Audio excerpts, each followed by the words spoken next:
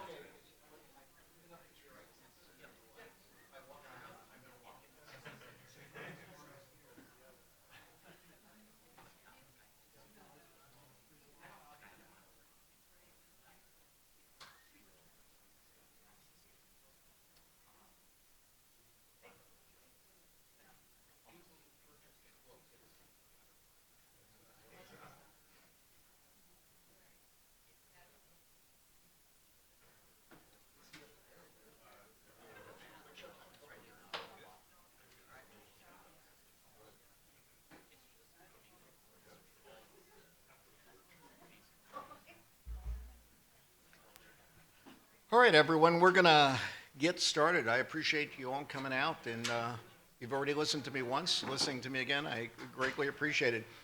I'm going to talk to you about leadership from the FBI, and what we're going to do today is I've taken some FBI cases, some you're going to know, some not so familiar, but there's a leadership lesson in all of this that applies to the private sector. So let's jump right into it. It's very important to have leadership as demonstrated from this video. Guess which is it? Is it NBA or NFL? 36 have been accused of spousal abuse. 7 have been arrested for fraud. 19 have been accused of writing bad checks. 117 have directly or indirectly been bankrupted at least 2 businesses. 3 have done time for assault. 71, I repeat, 71 cannot get a credit card due to their bad credit. 14 have been arrested on drug-related charges. 8 have been arrested for shoplifting. 21 currently are defendants in lawsuits, and 84 have been arrested for drunk driving in the last year. How many of you think NBA? How many of you think NFL? Well, the answer is neither. It's the 435 members of the United States Congress. Welcome to the government shutdown, folks. All right. So, leadership, just to set the stage, basically the way we define leadership, it's values that you're setting forth that are going to guide your employees and how they behave and do things. It's very important that you set the tone from the top, because if the top's not following it, then nobody else is going to do it as well. And of course, this not just impacts our business, it impacts the way we live our lives. Leader versus a manager. A manager is very task focused. You need managers. You need people who are going to get the job done. But a leader is much more people focused. You really need both to get the mission accomplished. And it's not as necessary sometimes with the task as it is with the people. You need the people to be motivated to work. They're not just going to do it for the money. People want to be respected, treated well, and that's where a true leader comes in. We've seen some examples of poor leadership in the world. So Bernie Madoff, remember him, the genius of Wall Street? He's running a Ponzi scheme. He's taking people's money. He's using money from some people to pay back others. That's why they were getting 40% return. Nobody's that smart. He did all this based on his ego, a narcissist to the very end. People lost their fortunes. We heard of a lot of famous people, actors, etc., that lost everything. But I actually dealt with like mom and pop grandparents who, in their 80s, that lost their life fortune and had to go back and get jobs at Walmart and a convenience store because they had nothing left after this character took everything they had. His own secretary, he invested her money as well. Again, it's a scheme. She lost everything, so he had no regard for anybody other than living the high life and being himself. Next one. Bill Cosby. Who didn't love Bill Cosby? And while he was convicted and then it was overturned because of some technical issues, they didn't retry because of his age. When you have 30, 40 people coming forward making claims, that's an indicative in my field that something's amiss here. He had been a leader in his community, especially the African-American community. He was looked up to. And now he's still around, but you never hear his name anymore. He has no clout, all because he did what he did, and he wasn't being the leader that he pretended he was.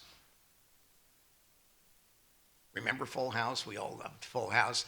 The only good news out of this case is when they have the made-for-television movie, she gets to play herself, I guess.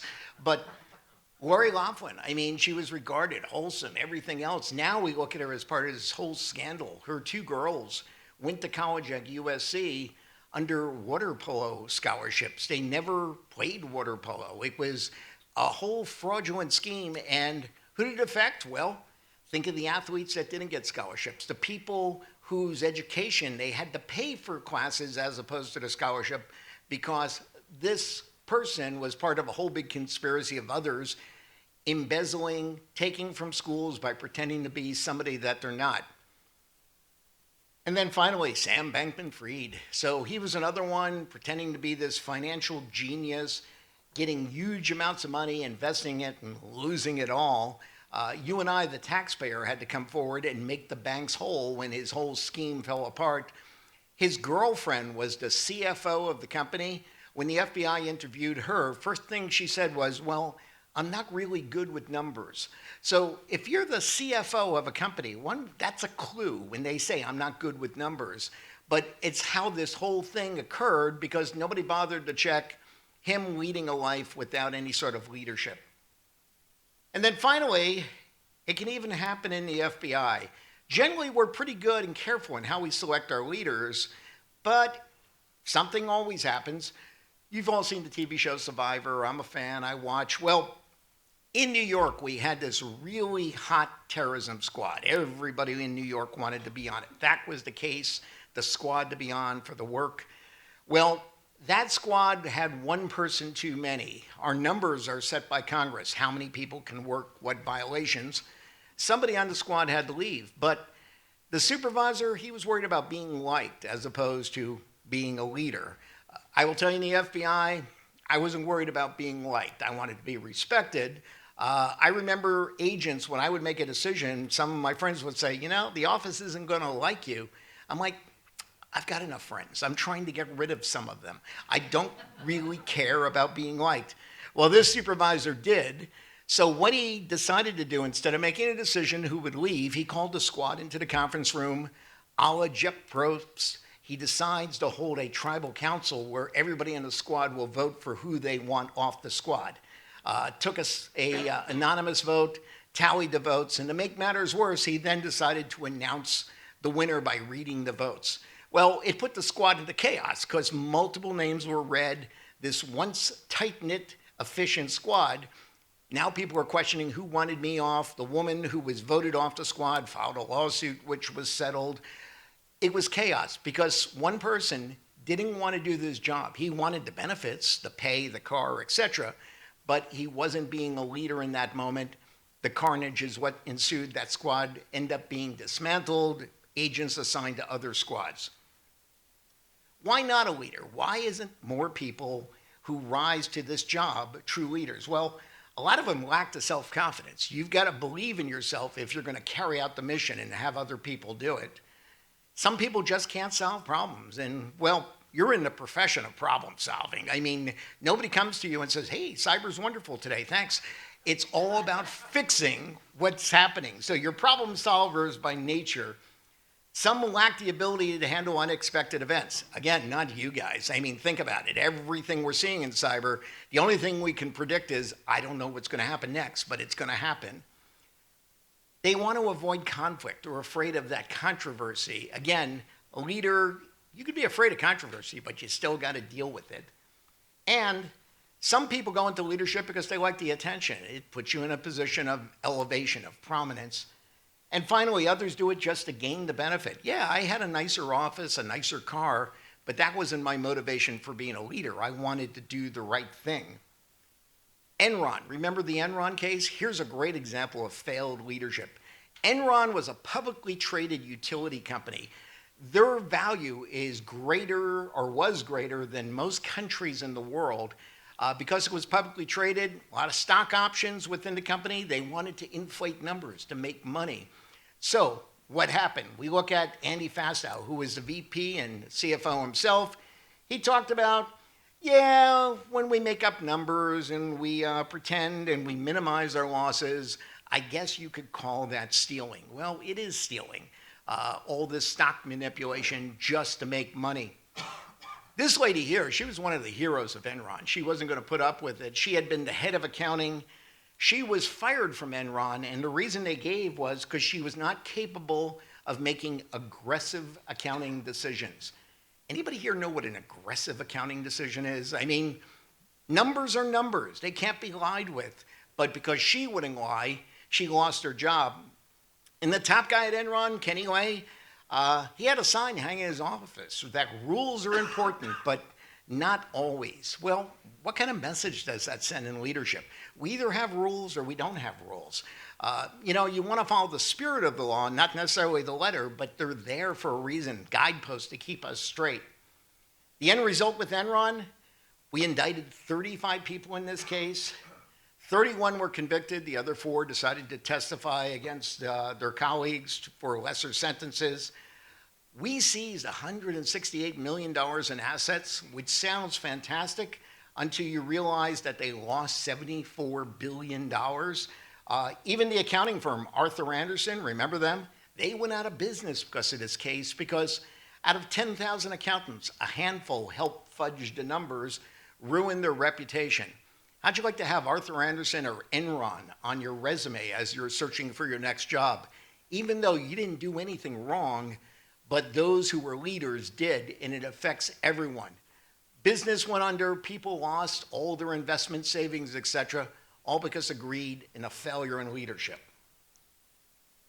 just for a moment to discuss cyber, there's a lot of leadership styles in cyber specifically. First of all, situational. You never know what's going to come up. Who's going to step up and be the leader to deal with the latest breach or the latest threat, the latest system that's malfunctioning?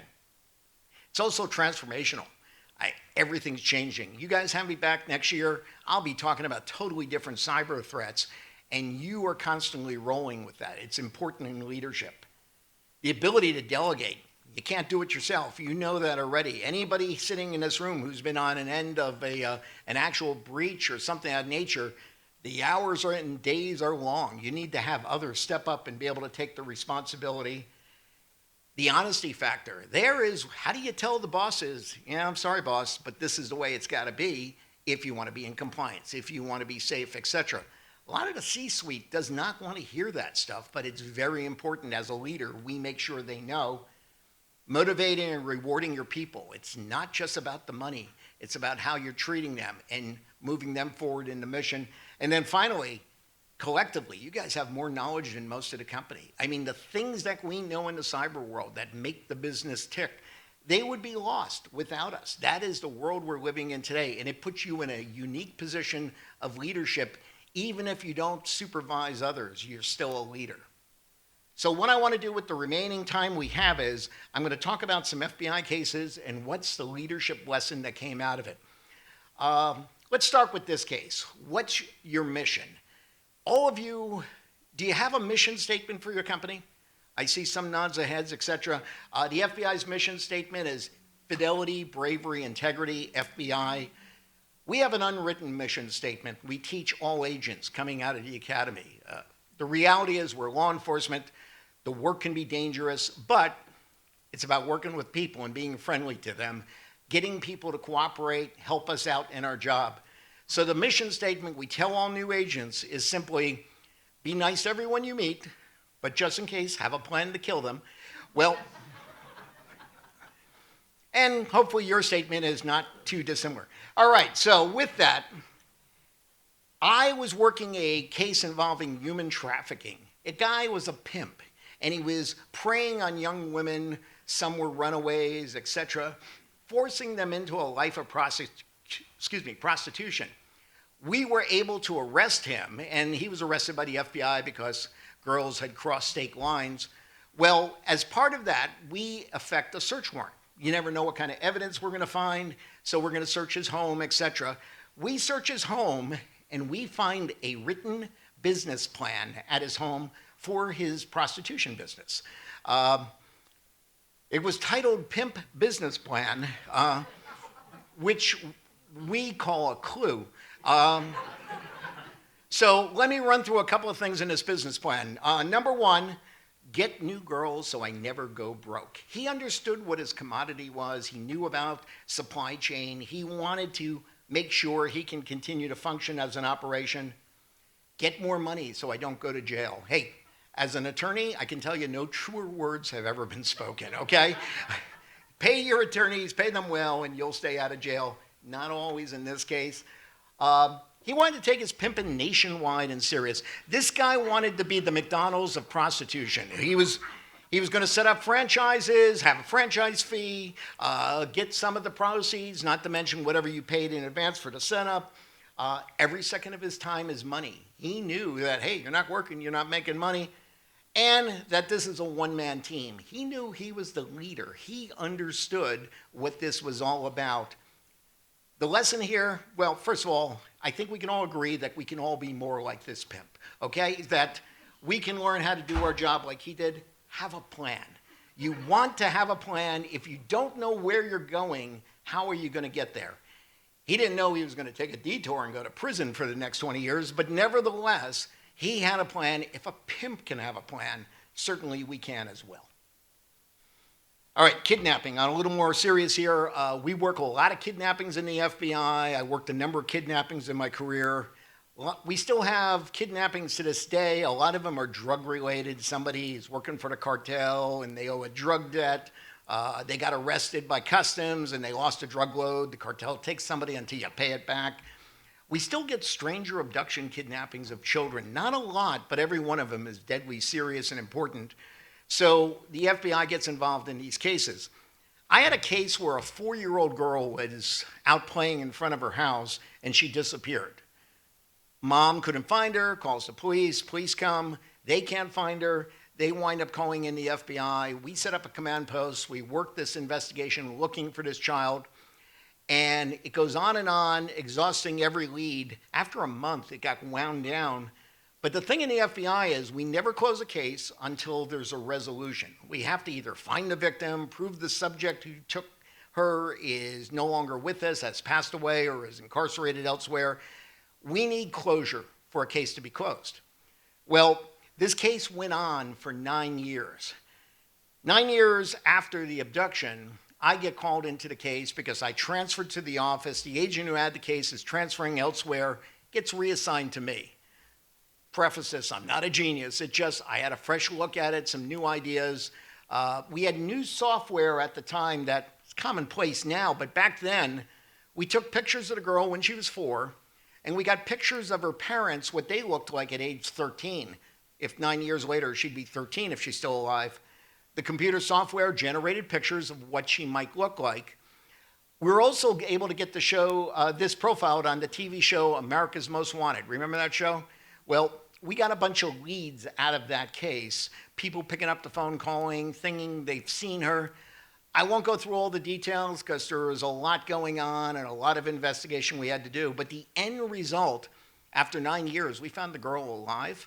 We were able to arrest the person that took her. It turns out it was somebody who wanted to have a child. They were driving through and saw an opportunity. They lived a couple of states over, so that's why she wasn't in the area to be found. We were able to take the child, reunite her with her family. The end result for this, hard work and persistence. We didn't give up. We had a mission to accomplish. We applied ourselves, and as leaders, driven to do the right thing. That's how that child was found and brought back home at the end. Think about what your mission is, what you have to accomplish, the hard work and persistence that you need to do to be successful in whatever that obstacle you're facing may be. We all know this guy, right? Elvis? So in the FBI, every agent has to operate an informant. It's required. Usually you have more than one informant. I always had a couple going at the same time, overlapping, close one. I have another already open. All informants get a code name. You get to pick the code name. And the reason we use a code name is we protect their identity. We don't want to ever use their real name around the office. Nobody should know who they are. And my informant was codenamed Elvis because he looked just like Elvis Presley. Not the young, good-looking Elvis Presley. He was the post-peanut butter and banana sandwich Elvis Presley. I arrested Elvis for a minor crime, and he immediately wants to cooperate and work with me, telling me about a bigger case. He works for a pawn shop, and he tells me the pawn shop is a front for criminal activity. There's no real pawning of anything going on per se. They have teams of criminals that go out and burglarize and rob, bring stuff to the store on a given day each week. The store takes it in, and then they resell to other stores or people who come in to make purchases off the street. A regular pawn shop is supposed to check to make sure nothing's stolen. They have to hold items for a certain period of time before they can sell. This pawn shop wasn't doing any of this, and it was profitable because it was 100% profit. They weren't paying anybody for anything. So we figured this is going to be a good RICO investigation, a lot of people involved. Using my informant Elvis, I was going to wire him up for sound. We're going to send him into the pawn shop. I had agents on standby. We're watching this office on this given day. I've got a SWAT team waiting in the wings because they deal with guns and we don't want any violence. We get Elvis all wired up. I can hear him on the tape as he leaves my car and walks down the block to go in the pawn shop. I'm hearing him on the radio and his transmitter, check, 1, 2, radio sounds good. He goes in, he says hello, and then it goes completely quiet.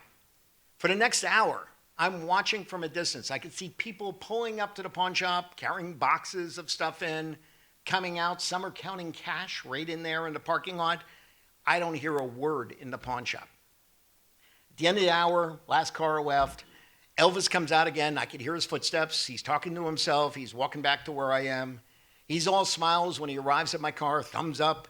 He gets in the car, and before he could say anything, I tell him, Elvis, I am really sorry. I don't know what happened, but we could not hear a word that was spoken. And Elvis says to me, well, the reason you couldn't hear anything, John, is because we weren't talking. I'm like, what do you mean you weren't talking? Elvis, who, not the brightest guy around, he was clearly dropped as a baby. Elvis says to me, you know, I was thinking the FBI's listening. Who else could be listening? So I shushed everyone, and I wrote a note, and I held it up for everyone to read. It said, someone could be listening. So instead, we wrote notes back and forth to each other for the next hour for a financial exchange of the goods. And I'm like, Elvis, you know who was listening? I was listening. That was the whole point of this assignment. Elvis smirks at me like I'm the idiot, and he says, I have all the notes of what was said. Now, none of that's admissible. We can't do any of that. This was a huge cluster. Who's to blame for this, first of all? Me. I'm in charge of Elvis. I had to think about who am I communicating with. The fact is, I knew Elvis wasn't a particularly bright guy. I needed to dumb it down to make sure he understood the mission and spoke to him the way he could understand. I didn't make it clear enough for him. And think about this in the world of different generations you're working in. You got some incredibly bright people, but different generations communicate differently. I have kids. They get upset when I call without texting first to make sure it's okay for them. I could send money to them at any time without asking. That's okay. But I've got to text my children to make sure that it's convenient. You have to learn of who you're working with and communicate in the voice in which they communicate, and vice versa. They have to be able to understand you. Now, we went back the following week, did it all again. I was very specific with Elvis, and we were able to make all the arrests we wanted. But communication in leadership was the key. All right. This is about an accidental meeting. I am in my government car, otherwise known as a bureau car. It's an unmarked car, but it's a regular type sedan with lights and sirens, etc. I'm sitting in a parking lot while agent I was with ran into a convenience store. And while sitting there, this giant van, this utility type van, backs into my car doing substantial damage. And I get out of the car and I look at the damage, and I'm beside myself because, you know, it was an accident. I had nothing to do with it, but at the end of the day, you know who's going to get in trouble for it. I mean, it's a government car. We're self-insured, meaning the taxpayers pay for repairs. We don't have an insurance company, and I'm going to be held accountable and upset of all this. And while this is going through my mind, the utility van just drives away. And I'm thinking to myself, I've just been involved in a hit and run. And then I remember I'm a law enforcement officer and I can do something about it. So I get in my car, I jump on the radio, I call for the black and whites to stop the car because I'm unmarked. Even though I have lights, I want somebody official who can do it. They get the car pulled over. They stop the car. I catch up with them. And the guy who hit my car, nice as could be. The truth of the matter is, this big utility van, he said, I didn't even know I hit you. That's how big this truck was, and I believe him. But here's the interesting part. So this happened in Arizona. He didn't get a ticket. He got what's called a field interview, where we take all his information. This is what he received. It's a little hard to read. The person who hit me was Wyatt Earp. Wyatt Earp did not have children, but his brothers did, and it was a tradition to name them after the brother Wyatt Earp. So this was Wyatt Earp III. He was the grandchild of one of the Earp brothers. Actually did reenactments of the OK Corral when I met him. Just a phenomenon in and of himself. Again, nicest guy you can imagine. He was super apologetic. He's like, I'll pay for the damage. I have insurance. I'm like, don't worry about it. The taxpayer pays for it. But he wound up coming into the office, presenting a topic of leadership, which is what he spoke on. You never know, literally, who you're going to run into. Everyone is a potential someone. You never know who you're going to meet. Don't dismiss somebody just because they're not in a certain position. Everybody you meet in your life may bring something to the table. Here, I got to meet Wyatt Earp. It was a pretty cool adventure. He did a lot of great things for us afterwards as well. Think about who you come across on a daily basis. And part of leadership is nurturing those relationships, not looking for something, but you never know where it may lead. All right, about 10 years ago, we had the shooting of a congresswoman in Arizona, Gabby Giffords. And I was at home that morning. I get a call from my office in Washington saying, we're hearing of a congresswoman being shot. What do you know? I hadn't heard anything. 20 minutes after the shooting occurred, I turn on CNN. They're already reporting the shooting. So it's out there in the news. Jump in my car, lights and sirens down to the scene, which was about 2 hours away. I spent the next 11 days on scene working this investigation. We didn't know what we had. It turned out it was somebody who had a serious mental health delusional issue that did the shooting, but we didn't know if it was something that was state-sponsored, if it was an assassination attempt. So there was a lot of work to be done from the entire team of agents, and we brought down about 200 agents working this massive crime scene. We had 19 people shot on the sidewalk, 6 of whom were killed as a result of this attack. During the course of this, I'm in the office. It's maybe 3 or 4 days after the shooting. I'm in the local FBI office right by where this happened. And we get a call from the hospital. They're going to do surgery on one of the victims, removing a bullet. And somebody has to go down there and collect the bullet because it's part of evidence. We analyze every bullet to make sure the same gun was used. It comes back from a different gun. We know we have more than one shooter. Well, there was nobody around to do this. And here I am, I'm the boss. I went down to the hospital and I collected the bullet, got garbed up, went into the surgical suite, put it in a plastic bag from the doctor, brought it back, checked it into evidence so it has chain of custody. The other agents in my office saw this, and they liked the fact that the boss was willing to go and do something that the brand new agent usually would be tasked with doing because it's so simplistic. And yet I put more important work aside because somebody had to do it. One of the things you learn as a leader is leading by example, living that message. People saw that I was willing to do that. These were long days, and like I said, 11 days down there, yet they were going the extra mile, not just because of me, because everyone was leading by example and putting in the time and effort. That's how you want to conduct your business. You want to lead by example so that everyone will follow. As a quick aside, the woman who had the surgery, the bullet was taken from, I'm in the office maybe 2 days after I went down and collected it. Get a phone call, my secretary tells me, hey, the woman who had the surgery is on the phone, wants to talk to the agent who collected the bullet. And I'm thinking, well, she's calling to thank the FBI for our hard work. I couldn't have been more wrong. I get on the phone with her, and using the time-honored finders keepers rule, she wanted to know where was her bullet. And I explained to her that it was part of the evidence, we need it for trial, and she was insistent that she wanted her bullet back. It was taken from her body. She's entitled to it. And I assured her, when the case is over, we will get you back your bullet. Again, people react differently to different things. Maybe this was her good luck charm. She survived this horrible event. But sure enough, when the case was over, we returned the bullet to her, which she had sealed in a lucite block and sits on her desk now, maybe as a reminder to enjoy life. But little odd things that you get out of these cases. If you're going to be a leader, you also have to have empathy. You know, what's important to you may not be important to somebody else, but more importantly, vice versa. As a supervisor, I had all sorts of people come to me with all sorts of problems, and each and every one of them were important to them. They may have been trivial to me, maybe because I'm older, I've seen more, but I had to be sensitive to their needs. So one time, I get a phone call in the middle of the night, not an uncommon tale in the FBI. I get a call from one of my agents saying, hey, boss, 2 local police officers, married couple, there was a death threat left for them in their driveway. We're out here now investigating.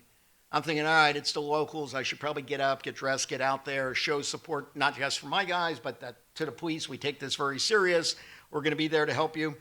I show up. I see what was left in the driveway. My reaction is to start laughing. Not the kind of empathy they were looking for. Let me show you the vile death threat that was left in the driveway of these 2 officers. So what we have here is, as you can see, we have Mr. and Mrs. Potato Head surrounded by a chalk outline.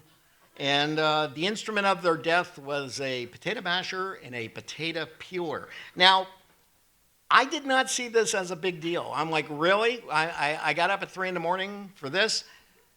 But think about it for a minute, from their perspective. You know, husband and wife, they've got young kids in the house, somebody knows where they live, somebody came on their property, went to a lot of trouble to leave this, Turns out it was somebody, one of them had arrested, he had done a short time in jail, and he was just messing with them.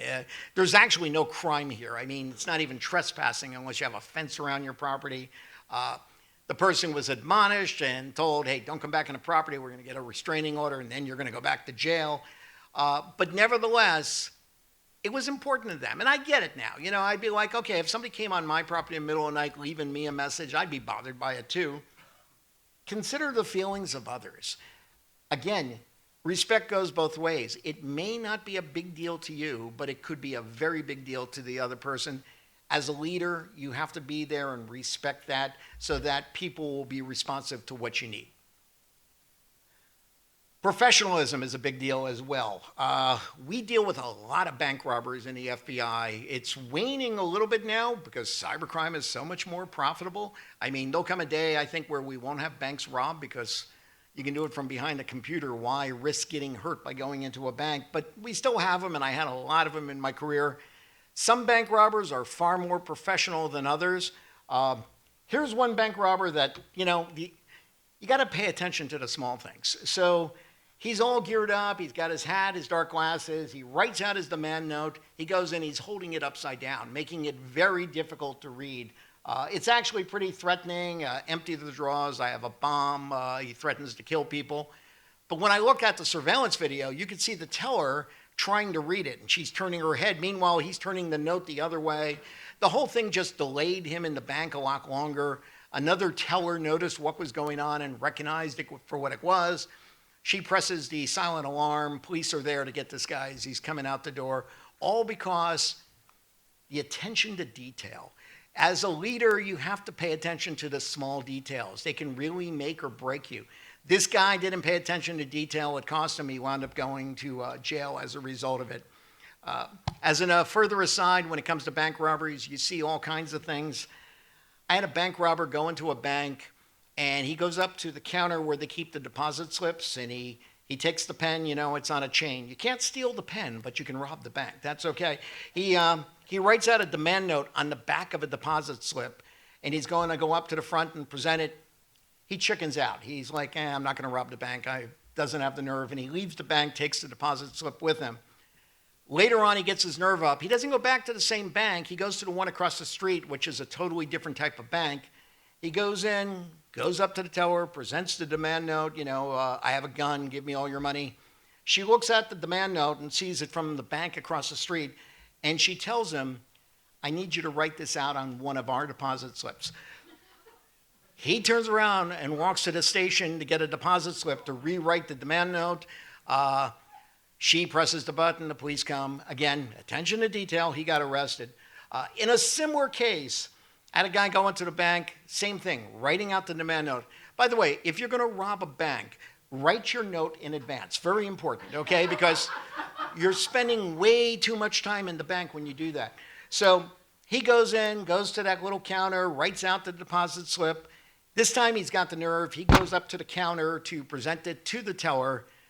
The teller, to say the least, was a little salty. She'd been around the block.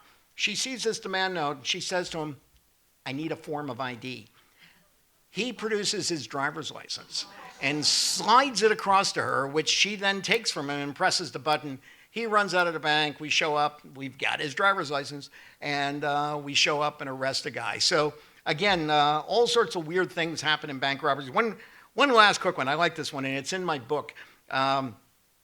This was in California, right by the ocean, and it was Seacoast Bank. Why is that important? Because it essentially was robbed by a pirate. This guy goes in to rob the bank, and we get the call. We show up, and they tell me that he left on foot, but he's probably not far from here. And I'm like, well, it was like 30 minutes ago. It's like, yeah, but he had a peg leg. And so we go out to look for him, and he's making a getaway on foot, and literally on foot. He's got one foot. And as I'm looking for this guy, I can hear the clicking on the sidewalk, and we find the peg-leg bandit who's trying to make a getaway and arrested him as well.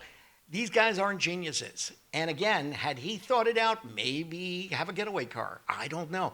But the attention to detail is part of the professionalism if you're going to be a leader.